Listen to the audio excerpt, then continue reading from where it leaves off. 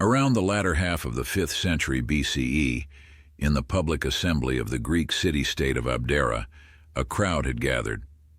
In the center of the venue stood a middle-aged man, calm in demeanor and wearing a gentle smile.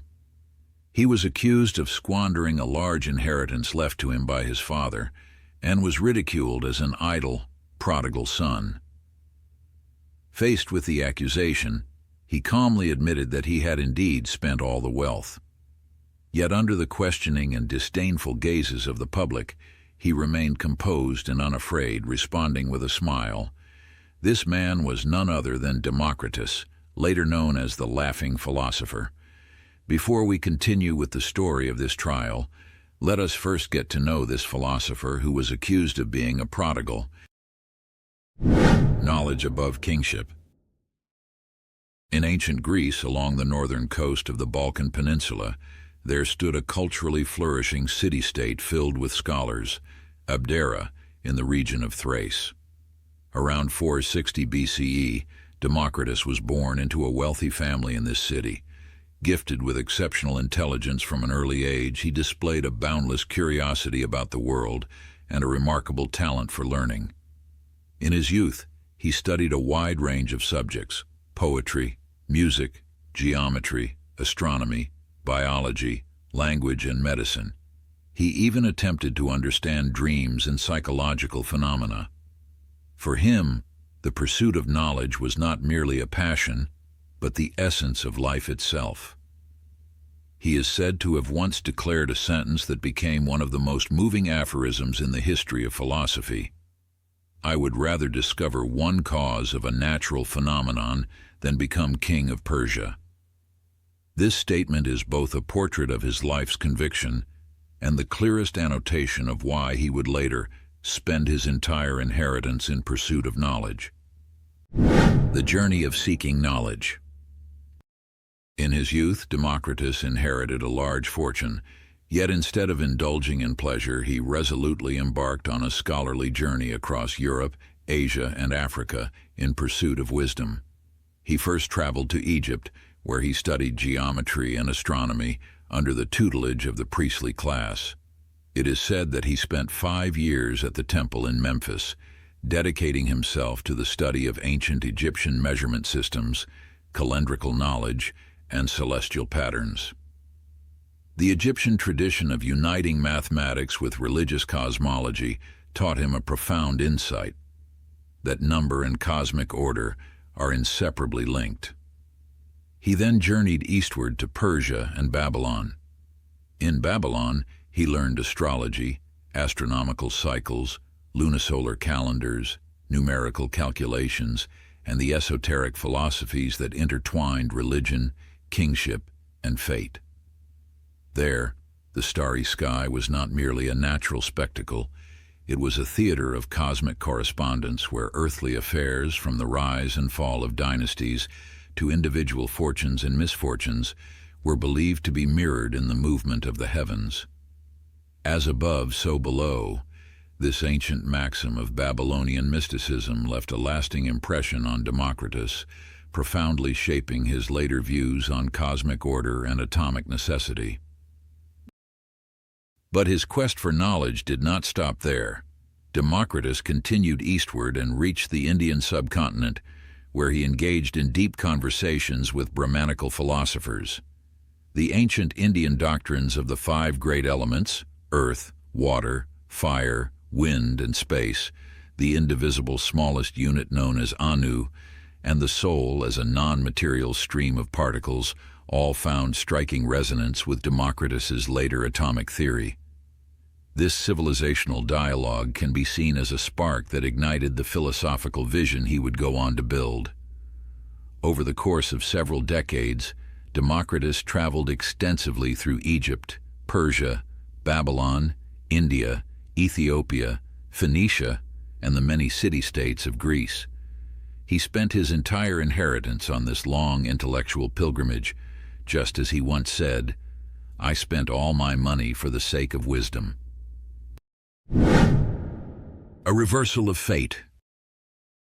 After a decades-long journey in pursuit of knowledge and having spent his entire inheritance, Democritus finally returned to his long-lost homeland, Abdera.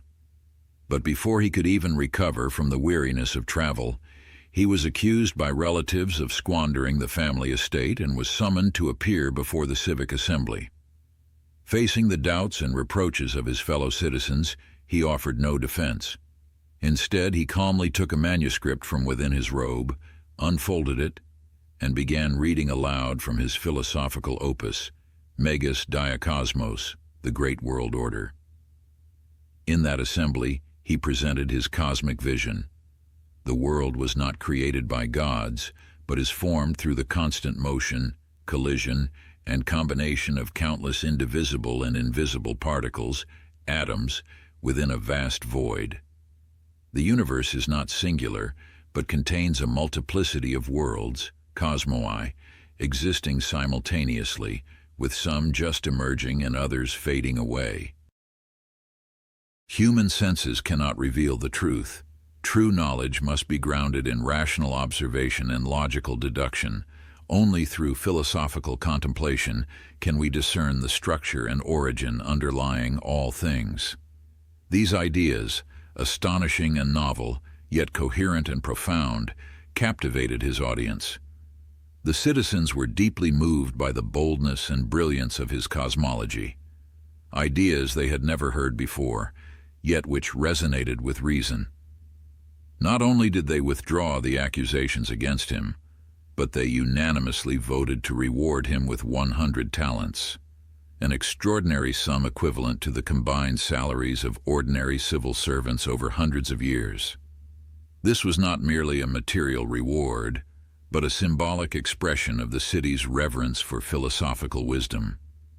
With this recognition and support, Democritus shed the label of prodigal and was henceforth honored as a creator of thought. The people of Abdera even cast a bronze statue of him and erected it in the city square, celebrating him as the pride of the polis. His writings were widely copied and circulated, and his teachings became the model that young scholars strove to study and emulate.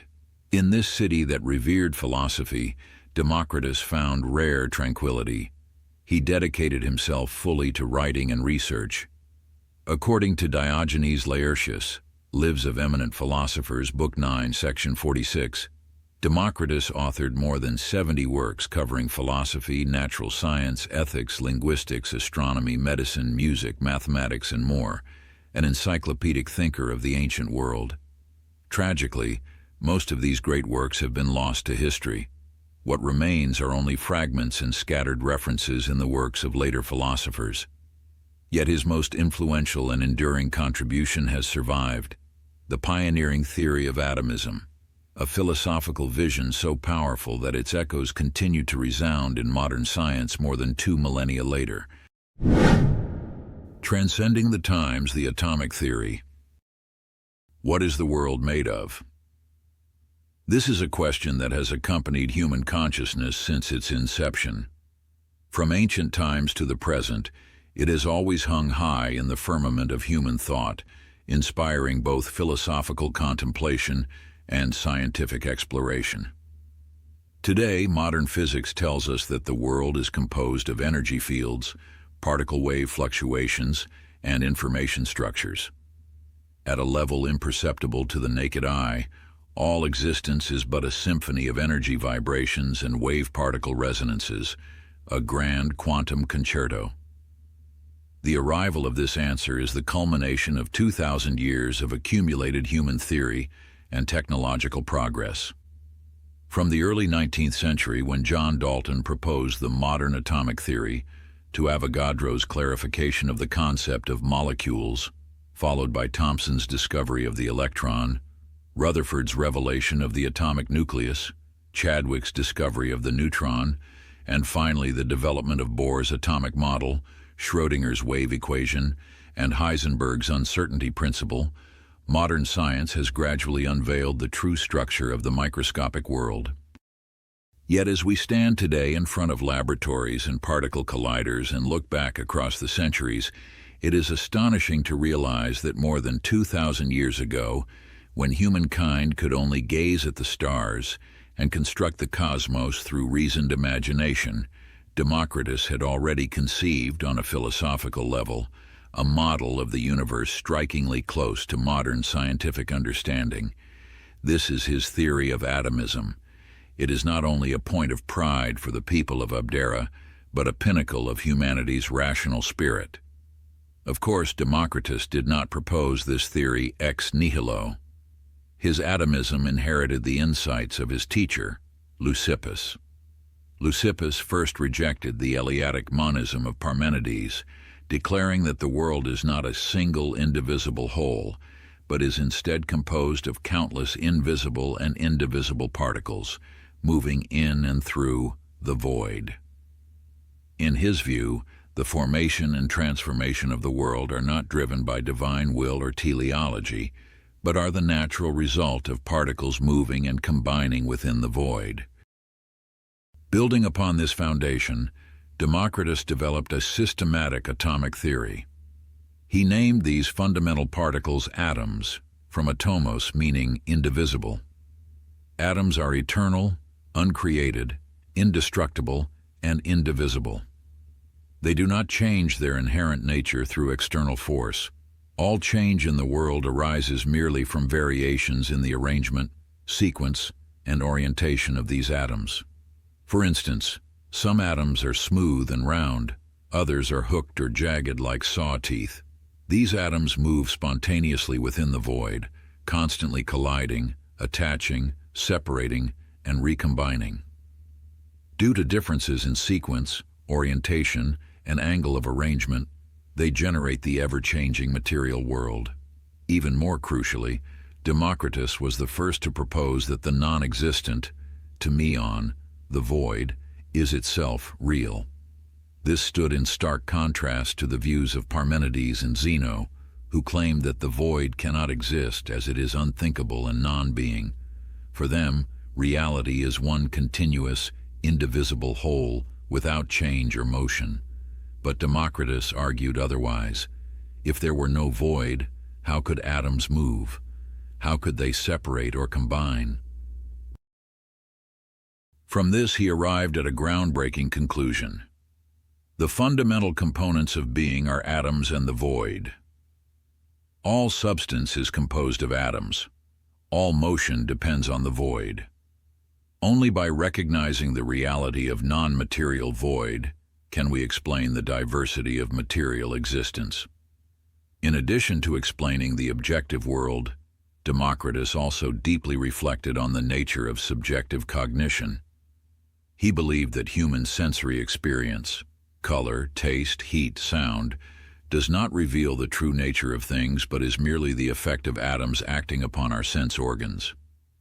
For example, when a certain type of atom emits an eidolon, a kind of outward projection or image, that strikes our visual organs, we see color. Yet these perceptions are not the truth of reality itself. As he famously stated, in truth there is no color, no sweetness, no bitterness, only atoms and the void.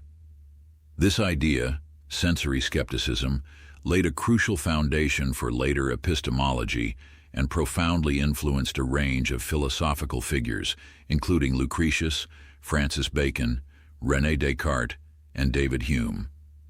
With philosophical reason alone, in an era without instruments or experiments, Democritus envisioned a model of the universe astonishingly close to modern physics.